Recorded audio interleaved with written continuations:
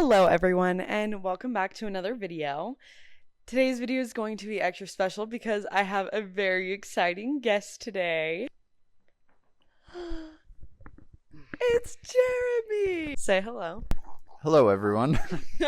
It was just supposed to be Jeremy today, but our little guy doesn't want to take a nap, so he is joining us today as well. Do you have anything to say?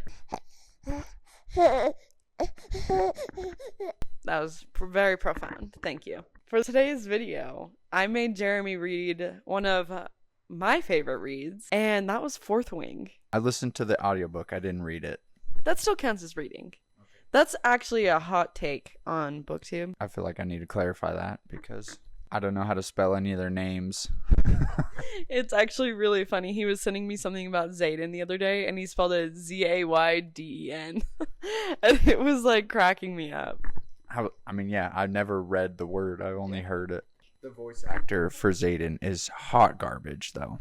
Thank goodness it's only like the last part of the book that it's from his perspective, because it's bad. Okay, to start out, I wanted Jeremy to read one of my favorite books because he has had me read a few of his favorite reads before. I read Red Rising, which is one of your favorite books. You told me it was. I've read it. It's not one of my favorite books. You asked me what books I've read, and that's one that I've read. I'd give that one like a 3.5 out of 5 stars. Okay, well maybe we're gonna have to do another video where I read his 5 stars because apparently I don't know what they are. Jeremy has done a good bit of reading before. Do you want to give him a little bit of your reading history? My reading history. I read a lot more science fiction and fantasy type of books in high school, like Red Rising, Fablehaven, Artemis Fowl. Some like fan created like Star Wars stories. I can't remember what they're called. I can't really name them because I'm not like a big reader, but whenever people talk about books they've read, I feel like for a lot of them I can relate. And maybe I just have a bad memory, and I think I've read more books than I have. Oh, I did read the Two Twisted Crowns, or whatever that one was called. One Dark Window. I read that one. Or I read that. I think it's a 2-part story. I read that one. Recently, I've read a lot more nonfiction books, like Ultra Processed People, How to Think Like a Roman Emperor, Wanting More. That's another good one. Boring stuff like that. Also, I think it's important to note that Jeremy is the one that got me into reading again. Oh yeah, I've read a lot of Nicholas Sparks books. Yeah, which I was shocked to find out about. Like when we had first gotten married, he had read a ton of those. And if you ever saw my first video that I ever posted, I get into the story a little bit. Back in high school, I used to dance a ton, and then I had a few injuries, and so I wasn't dancing anymore. And I was telling Jeremy a ton about how I didn't really know what hobbies I had anymore. And on our honeymoon, he got me The Notebook by Nicholas Sparks, and I read it so fast. Like, I read it in like a day. And after that, I realized how much fun reading was, and I started reading so much. So it's all thanks to him that I even got into reading in the first place. Paper Towns, that would be one of my all-time favorites. That one was bomb. I like Paper Towns. All of the, what's it, like Robert Greene? Something Green? John Green. John Green. I've read like all of his books too. Did you ever read Turtles All the Way Down? That's not a book, is it? It is. Oh, I thought that was like a prophecy. It is, but it's also a book that he wrote. Green book? Oh, I should read that. I think it's about his OCD. It's like a surplus of Karens or An abundance. Abundance of Catherine or something like that. That's my reading history. What's your favorite book? Harry the Dirty Dog. Gregory the Terrible Eater. Those are some of his faves. He's also a big rainbow fish guy. Okay, I'll go get your baba. I think it's ready. So I will say this is going to be a full spoiler book review, just so that we can really get into his thoughts on it. Also, this book has been out forever now, so if you haven't read Fourth Wing yet, this is your warning. Maybe not watch this video and come back for your next one. Go read it, then watch. Yeah, go read it and then come back and watch. I do want to get into some stuff because he had never read this before. Obviously, I read the first and second one. I still need to read the third. I'll give the second one a try. Yeah. That's good because then we can talk more about it because it's crazy. Okay. I haven't read it. While he was reading this book, there were so many times he was like, this is going to happen. this is what's gonna happen.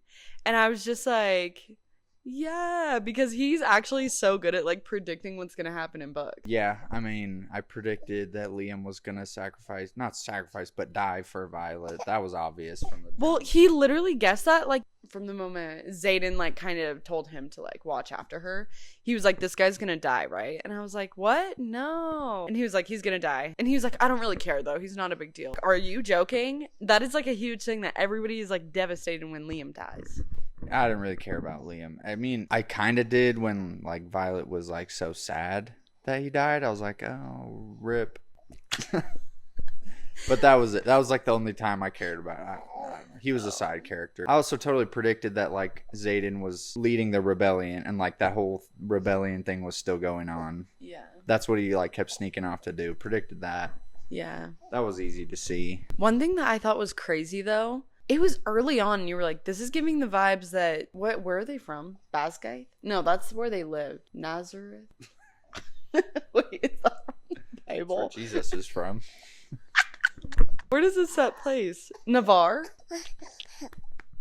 That was a good one. You kept saying like this is giving the vibes that Navarre is like the bad guys.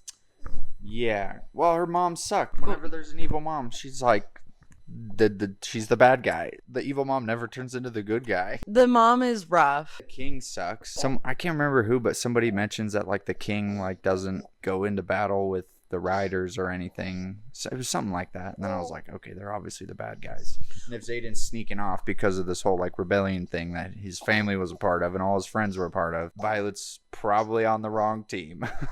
That's what I think is crazy though, because I think that in my head I just want to believe that like the people I'm reading about are like the good guys. Well, they are. Well, yeah, they are. Like Violet and Xaden, like obviously they are the good guys in the end. Like they're rooting for the right cause. But in the beginning, like you want to believe that like their country is like the good guys. She needs to like either forgive him way more easily or not forgive him at all for lying. Obviously, I haven't read the second book, so I don't. I thought that would be resolved by the end of the first book, but it's really not. But we'll see how that goes in the second one. But it's so annoying how she's like, "I used to love you, used to, not anymore," and we're done. And I can't believe I trusted you. And then he's like, "All right, but let's go fight this battle." And she's like, "I bet." And then they're like best friends again. And in my head, I'm like, okay. It's fine. If you want to like forgive him quickly, that's fine. But either like forgive him right away and let's not have all this like I hate you, I used to love you stuff, or just don't forgive him. The next book, you'll learn more about that. If they don't, then I don't care to read further. Will say like I got really frustrated with like how back and forth they were with her saying like I love you, I don't love you, and then him being like, don't fall in love with me and all that. Oh, yeah. That was so annoying. That kind of got frustrating. But I will say I understand, like, why he didn't tell her right off the bat because of Dane. Because anytime Dane touches her, he could know exactly what was going on with the rebellion. And his dad is, like, he's in leadership. I agree. I mean, I think she should realize that. And I hope she does in the second book. Like, obviously, you don't want your significant other lying to you. But in that case, it wasn't that he just didn't trust her. He didn't trust Dane. Right. That's my thing too. Like I think she had a right to know, so he should have told her, but I also see that maybe there was never a good way to do that until it just got found out. I don't know how you say that in a way that like doesn't have her freak out. What was your first thought when like the Griffin riders showed up? I still don't feel like I understand. I'm getting all the names straight. Like I had the characters who ride the Griffins. Or the Venin. Are those the ones that ride? Or the Venin? Venin are the riders and Wyvern are the beasts. Venin, ride, Wyvern. So honestly, the whole battle was like really confusing to me because I didn't really have those two straight in my head. So I also usually listen while I'm at work. And that whole battle, I was like kind of busy. So I was just like, I got that a battle was going on and that Liam died. That you had to kill the Venin. And that would kill all the Wyvern that they create. I got that, but the details are foggy. Were you surprised that the leadership like sent them into a battle like that? I still am confused on that part too. So Dane found out about it by touching her. Remember earlier on when Violet asked Xaden where he was, and he was like, I can only tell you where I was. I can't tell you anything more than that. And he just said the place. Dane touched her at some point. I think it was after the threshing. Knew that he went there. And knew that he went there. And he didn't know why, but once he told his dad obviously knew that he was supplying the daggers. So were you surprised that the leadership sent them and basically like gave them the choice to come back? Or yeah, I'm surprised they didn't do more. You know, I'm surprised they didn't try to like frame them as traitors or something. well, I think they were trying to play like a interesting line, because with Violet, her mom was like head honcho, and so they couldn't just like off and kill her. Yeah, that's a good point, I guess. This kind of leads into my main point for the book, that I didn't like the voice actor for Violet for like the first half of the book. It just didn't, like, that voice didn't mesh with like what the mental image I had created of what she looked like and sounded like in my head. So that was like kind of just weird for the whole first half. I was gonna ask if that like messed with your experience of the book. She was fine by the second half. Well, so here's my thing. The first half of the book is, I feel like it's more about like the lore, the training and the school and the friendships and the kind of fighting styles and the dragons and so like it's much more, the first half is like fantasy book, and then by the second half of the book it feels much more like romance book to me, and it's kind of political by the end too. Yeah, but at least what I was in it for. The first half was like, oh, this is cool, the world building is neat. And then the second half was more, I was like, I kind of didn't really care about anything except like the romance part of it. And that's kind of, you all know, when we went through my reading list, a lot of it's been romance books. So that's kind of all I cared about. So, I mean, the politics part was interesting too, and the fighting is interesting. But like the first half, I was like, meh, I don't really know what of this is for me. And then the second half is just, I couldn't get through the boring stuff quick enough to hear about like their romance. Yeah. Which is interesting because you were also saying it was like way too... To a limit. There's a lot of the romance parts I skipped, if you know what I mean. Okay, yeah, just so we can say where we like stand with like romance and spice. I am a spice skipper. He said same. Like I love hearing about the connection that the couple is making, and I love hearing about like their love and the actual romance. Like that part is so fun to read about. It's like the best kind of books for me. A romance story. It's like often the most exciting part of any kind of story to me. I think it's the most exciting part of life. The movie La La Land, like if you watch the two characters in La La Land like fall in love, the reason that movie's so good to me is because it's the movie like dramatizes it so much in terms of like the music and the cinematography of it, makes it look like how it feels. Mm-hmm. And so I think in life there's so much stuff that's just boring, and so to watch someone fall in love on a movie or on a page in a book, it's just kind of boring unless it's like so embellished and dramatized in a good way. Not dramatized bad, but like it's just embellished. I like that in books because books add a lot more detail, and I think I have a good imagination, so I can paint a much more vivid picture of how something's happening in my mind through reading a book. And so that's why it's the most interesting part of a book, because it's the most interesting thing to experience in life. I want to note that we both do skip the spice of stuff just because, one, we don't want to read that or listen to that. Personally, there's still so much that you can get out of this book with skipping the spice that I would still recommend reading it if you do skip spice. So much of this book, I think, was about their love, but a lot of it did seem very, like, lusty, which was not my favorite. I mean, at least for me, there is definitely a part of love and romance that is passionate. Yeah. And I can appreciate that that's in the book. I just usually opt to skip it. She is so unbelievably horny for him. It's insane that it's just a lot to deal with sometimes. Especially while you're listening to an audiobook at work and there's people around. I want to hear what you thought of the dragons. Dragons are they're fine. Tell me what you thought of Taryn. Taryn? Taryn? The audiobook always said Taryn. He's so sassy. Why are they all so moody? Yeah, he's so like moody. I don't know. I expect dragons really, like, funny though. I expect dragons to be wise. And they're just like angsty. Yeah, and they're just like moody all the time and annoyed about everything. I did like the whole dynamic between her and Taryn and how he chose her because of who she was on the inside. And like when she finds out about the rebellion and they're riding to go defend the town that's under attack, she asks him like, what should I do or whatever? And he's like, I'm not gonna influence your decision, but like I chose you because of your heart and your passion and who you are, and I trust whatever decision you make. I thought that was cool. That was a cool moment between them. I don't really care about Indarna. The whole time freezing thing is neat. I don't understand how like the baby dragons have like magic powers, but they're like uncontrolled. That doesn't make any sense to me. Do you like have baby powers? How would you have more power as like a younger dragon, but then you get older and it like weakens, but maybe it gets more controllable or something? No, the baby dragons have like their own power that they can give the rider, but then the older dragons, their power is like manifested through their rider. Anyways, right? I mean the dragons were kind of not the main point for me. If you're trying to read a book about dragons, like you care about the dragons, this is not the book for you. They're a fun part of it though. Yeah, for sure. So what would you rate this book? Out of 5 stars, but you can do decimals. Yeah. What about is this like personal preference, or am I trying to rate this like I'm a critic? Do both. Personal preference would probably be higher, or I guess a little lower. I mean, I liked it more than Red Rising.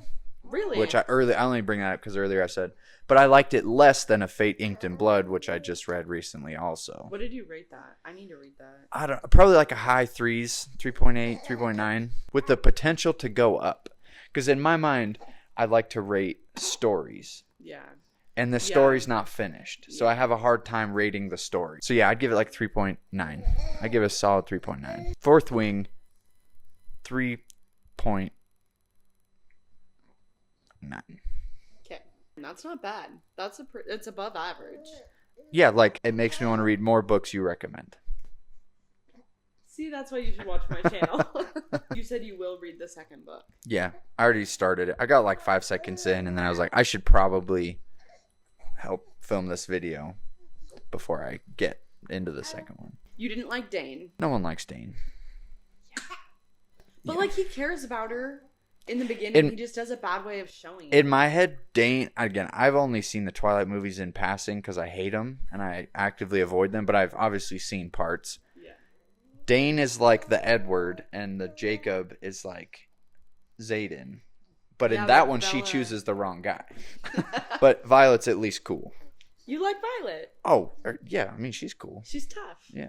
Well, she's weak, but she's tough. Well, yeah, that was the other cool part that Xaden said, where he's like, everyone saw you as like this weak, frail person, but like I saw that you had like a heart of iron or something, like a heart stronger than iron or whatever.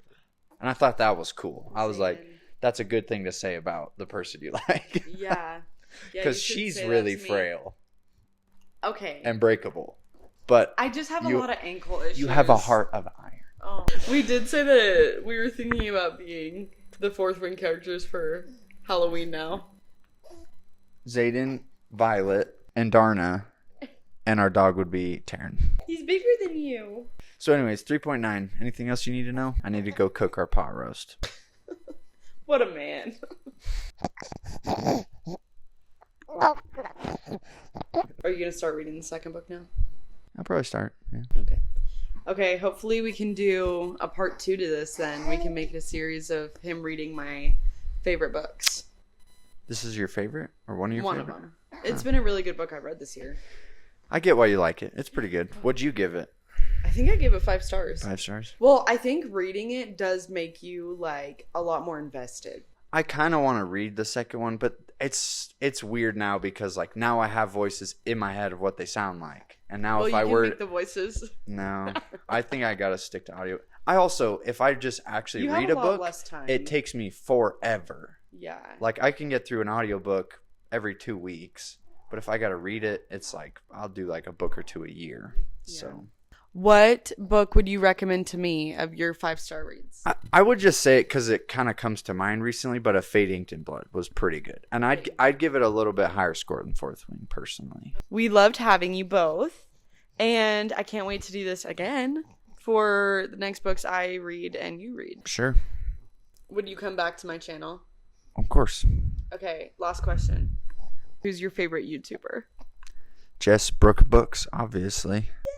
Like, comment, and subscribe. I'll see you in the next video. No, you won't see me. You'll see her. Okay, bye. Mwah. Do you want to cover the screen with your hand? Go like this.